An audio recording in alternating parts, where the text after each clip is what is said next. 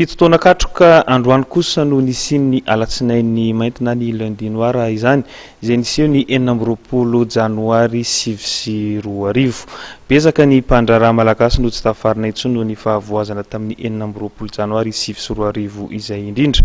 Akoatra ny fahaverezan'ny fananana, ao ny mbola aniam-ponja no ny tsy fanefana trosa sy etra ary misy mihitsy ny namoy ainy no ny fahavoazana samihafa nateraky ny fandrombana ireo magasin indrindra tetsy amin'ny Suprême tetsy Behoririka sy ihany ny Sitika. Handeha hoarantsika ary ny sary. Tranombarotra 500 no tanàna mpandraraha malagasy tao amin'ny Suprême Center sy Sitika Behoririka no voaroba nandritra ny alatsinainy mainty 4 janoary 2024.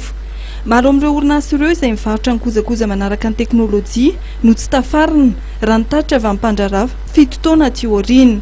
Raha ny fanazavana avy amin'ny mpandraraha, vitsy dia vitsy sisa ny tranombarotra zato isan-jato malagasy mijoro ao amin'ny Suprême Center sy Sitika. 7 taona aty aorian'ny alatsinainy mainty, ny vahiny ny tena mampiasa vola ao anatin'ny fandrarana amin'ny fitaovana manaraka ny teknôlôjia.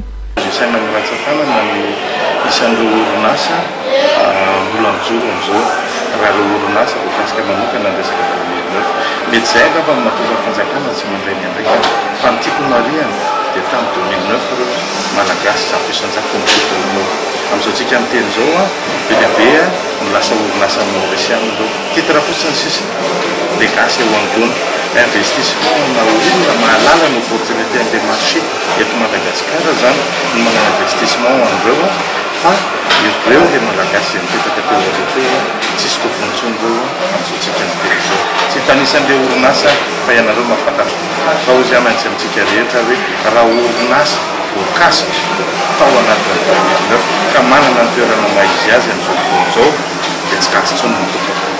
Betsaka ny mpandraraha malagasy ny tsy tafarina intsony noho ny fahavoazana tamin'ny 4 janoary 2024.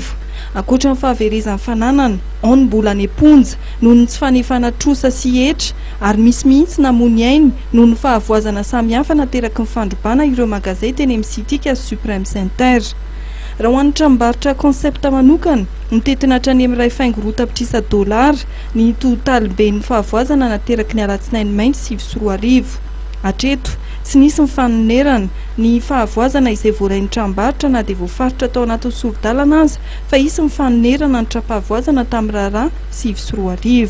Izy angamba ny tena hoe modina tsy hita satria maro anisany ao anatin'ireo magasin rehetrarehetra tao anatin'ny 2009 efa samy tsisy eo intsony ireo miezaky ny mba mitsipatsika ilay sisa ny mbola hita mijoro fa ireo olona nahazo aina tao anatin'ilay hoe fitondrana mandritra ny taona 2024 mankaty no manana magasin amin'izao fotoana izao ka raha hieritreritra zany tsika hoe tafarina ve ireo olona ireo tsy tafarina ireo.